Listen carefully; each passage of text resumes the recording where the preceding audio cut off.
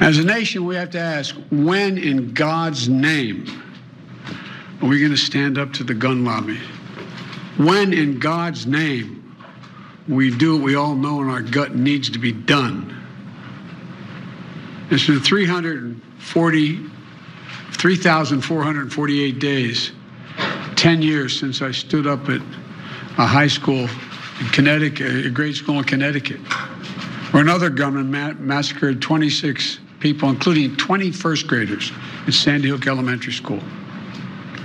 Since then, there have been over 900 incidents of gunfires reported on school grounds. And don't tell me we can't have an impact on this carnage. I spent my career as a senator and a vice president working to pass common sense gun laws. We can and won't prevent every tragedy, but we know they work. Although slowly, that's President Joe Biden speaking out generically against what was happening down in Texas and also against our wild gun culture. Generically, nothing too specific. I didn't hear about going and taking guns away. Keep that in mind as you find out what a state Senator Randy Fine from Florida then had to say about it, because he was pissed off from this. Apparently it really bothered him, that very milquetoast statement that Joe Biden just said there, because he then tweeted this out. Check this out. He says, I have news for the embarrassment that claims to be our president, okay? Try to take our guns and you'll learn why the Second Amendment was written in the first place. Oh, tough words from Randy Fine there on Twitter. Here's the thing, at least as these other guys were offering empty thoughts and prayers and saying they actually cared about these children and 2 adults that got killed, at least he's being honest, because look, he continued on. Here's another tweet from Randy Fine. The reaction exposes the lie of the left that they just want common sense gun control. They want one thing and one thing only, gun confiscation and an end to the Second Amendment. And the notion that Americans will exercise their right to fight them makes them go crazy. Boo hoo. So an elected official in Florida says boo hoo when people said, hey, let's stop killing children. His response was boo hoo, because that's what a lot of parents have been doing and will be doing for the rest of their lives after this tragedy happened senselessly. But boo hoo is what Randy Fine has to say. If he looks in front of the parents of all these children, he has 2 words, boo hoo. Okay, continuing on, because after this whole thing happened with his tweets and people caught attention of it, I think he was he was relishing in the moment. So reporters surrounded him and he tweeted these moments out when he said, look, the gaggle of reporters surrounding me, check this out. He's very proud of himself. Let's watch what he had to say to these reporters. I think when the president of the United States gets on the day of a mass shooting and says he's going to come and take people's guns away, that's incendiary. He turned his speech into a speech on gun control. It was hugely inappropriate. It was hugely inappropriate to do that day. If they are going to start this, they cannot expect us to sit silently while they try to strip our Second Amendment rights away. I got to look at myself. You see that? 2 things there.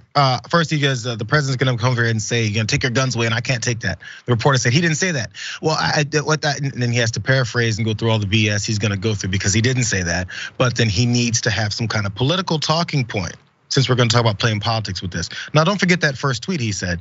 He goes, you're gonna learn why the Second Amendment was written in the first place. People took that as a threat and they asked him about it. Let's see what he had to say. Some are calling what you tweeted out a threat. Is that a threat?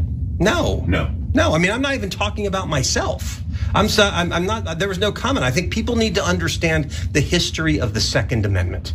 The Second Amendment was created to protect people from an overarching government. That's what it was created for, to protect us. And when the government says we're going to come after you and we're going to treat you the way the Chinese treat their citizens, we're going to take away your ability to protect yourself from an overarching government, people are going to be upset. No, not a threat. Just talking, just tweeting things out, just randomly. So of course he knows that he's not gonna have to deal with any accountability on this, but if some random citizen says similar things, especially when Donald Trump was in office, there's gonna be a problem, especially from guys like this. They'll be screaming from the rooftops. Anyway, continuing on, they asked some other questions about, so solutions, do you actually not care about these children, things like that nature, and he dodged about what he could actually do and actually how bad this is, because he never wants to answer these questions. None of them do, they just wanna move on. Watch more.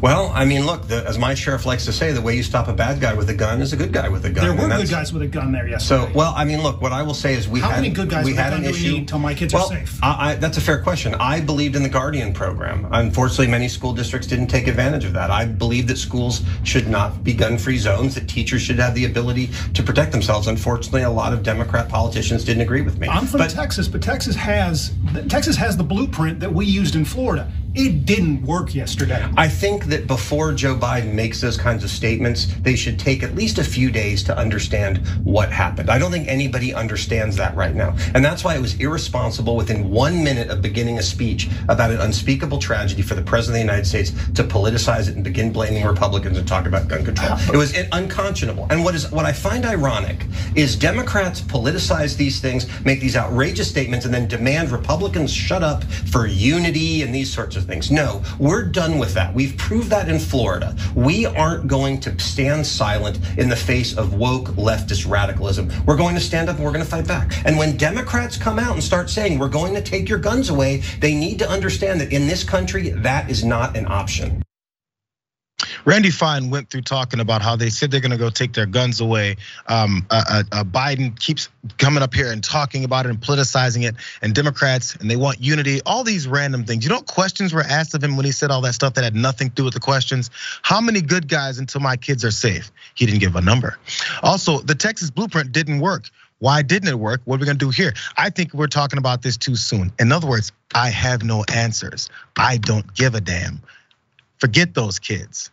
One more, Dan, before we go to you. Sorry for how long this is taking, but to prove that he kind of doesn't care, or that he completely doesn't care, Randy Fine was asked, so what about these other proposals? Maybe some ideas from other folks, especially from across the aisle. Watch.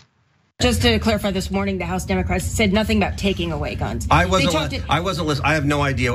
Since they threw a little temper tantrum on the floor last session, I'm not all that interested in what they have to say. My comments were related to Joe Biden going on national TV and within 60 seconds politicizing it and turning it into a fight against gun control. It was unacceptable. It was disgraceful, and he should be embarrassed for it. Would you be in favor, as they were talking about this morning, perhaps expanding the red flag law so that family members? I'm not interested in their ideas. So family members say my son is.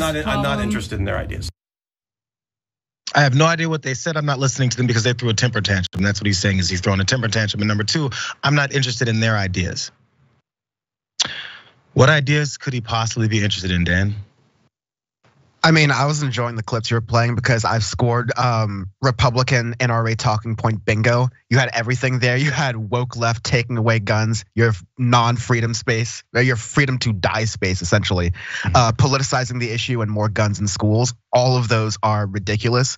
Woke left is just red meat here. This has nothing to do with the woke left. Before, you had terms like wokeism or woke scolds that the right wing tried to use to do just nonsense culture war stuff. We've had these mass shootings. We had Columbine. We had all these issues go through Republican presidents and Democratic presidents. And all these presidents have been to some different level upset about this. They've had to express being upset about it. And the Democratic presidents seem to at least do some lip service to wanting to do more things about it. And the Democratic politicians try, but we see this happen every single time. That's why so many people are numb and exhausted and increasingly more angry at the complicit nature of these specific Republican lawmakers who won't do anything when kids are dying, adults are dying, teenagers are getting guns. Like teenagers, not just like teenagers are getting guns, because like you can sure be 18 and that's a law, like whatever. But we knew that this kid had like mental health problems. There were like flags that there were available, but we was still able to get a gun. So many of these systems failed. The fact that he's proposing more guns in schools, as though more guns in schools is going to end up in fewer shootings and fewer people dying.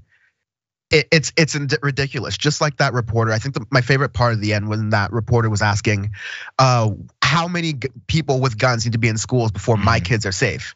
When those reporters started internalizing it and started thinking about their kids, they're speaking for the people who are watching in the audience with parents right now who are tired of watching this as well. So I hate politicians like this. This is just the worst of what American politics has to offer. It's disgusting. Yeah, he likes the attention. Let's keep it real. That's what's happening over there. And hopefully he gets the kind of attention that gets his ass out of office, because he absolutely doesn't care about his constituents. In fact, he's celebrating their deaths right now with his smiles. And I'm gonna go pick up my son. He said at the end of that first clip. Just to let you guys know, I'm gonna go pick up my son. Many people are not picking up their sons or daughters anymore.